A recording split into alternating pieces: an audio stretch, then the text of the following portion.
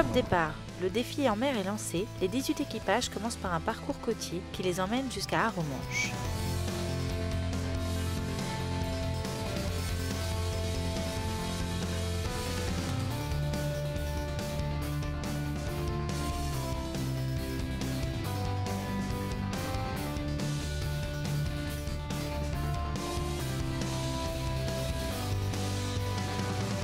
Dans le trio de tête, on retrouve Royan, le vainqueur de l'édition 2014, l'équipage de la Cotinière-Oléron et le lycée maritime du Guilvinec.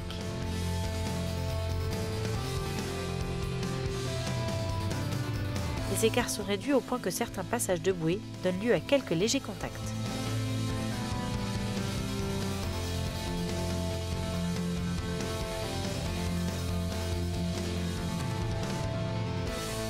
Mais retournons à terre, où les animations ont débuté. Le chef Rémi partage ses techniques de préparation du poisson.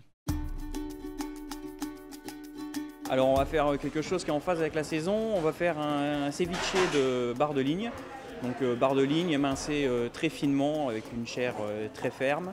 Et on va faire une marinade citron vert, coriandre, quelques herbes, échalotes, voilà, pour adoucir tout ça et ramener un petit peu d'acidité également.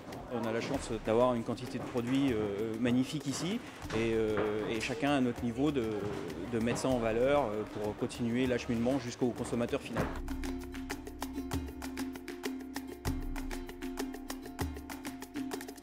On a vu qu'on avait la chance de pouvoir voir comment cuisiner le poisson.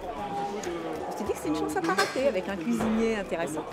Et c'est pas difficile en fait, c'est des choses qui nous paraissent difficiles quand on n'a pas l'habitude de cuisiner peu le poisson.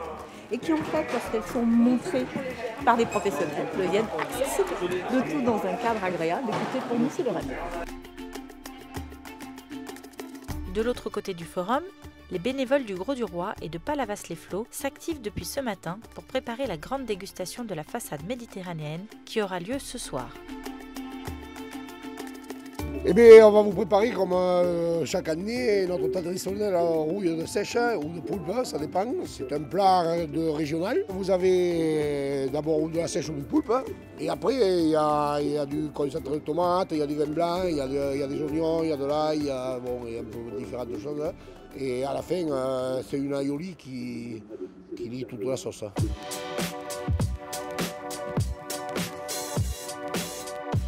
Avant de déguster les meilleures rouilles de la Méditerranée, en mer, l'équipage de la Cotinière-Oléron remporte la course côtière. Il y a eu un peu de bataille avec le lycée du Guil, avec Royan, mais on a su faire la différence. C'était un peu difficile, il fallait plus gagner dans la terre. Puis après, c'était de la vitesse surtout parce que c'était des grandes lignes droites. Les parcours bananes s'enchaînent devant le port de Port-en-Bessin avec la règle du pêcheur à la barre. En effet, chaque équipage est composé de pêcheurs, sauf un que l'on nomme le plaisancier. Lorsque le pavillon du Trophée des Marins est hissé sur le comité de course, il faut que ce soit un des pêcheurs qui prenne la barre. Un pêcheur, par définition, sur un bateau, il est à l'aise. Et en plus, ils comprennent très vite. Un pêcheur, ils ont voulu faire 3-4 sorties sur un bateau à voile de plaisance et il vient très vite un bon équipier, quoi. Et avec cette règle, le Gros du Roi remporte la deuxième course. L'équipage de la Cotinière-Oléron est en forme et s'impose à la première place grâce à sa régularité dans le top 3 de chaque course. Le lycée maritime du Guilvinec a aussi réalisé une belle journée. Bien qu'à la dernière course, ils soient disqualifiés, les avaries de Tangon ne les ont pas empêchés de remporter la troisième course. Il y a fort à parier que cet équipage nous surprenne cette semaine. On est content parce qu'on a fait plutôt des bonnes régates. On a eu, je crois, 5 entraînements à bord de bateau. Et voilà, après on verra la suite.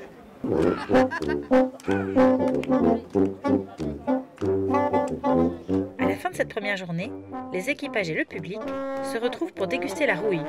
Laquelle du Gros du Roi ou de Palavas-les-Flots aura le plus de succès?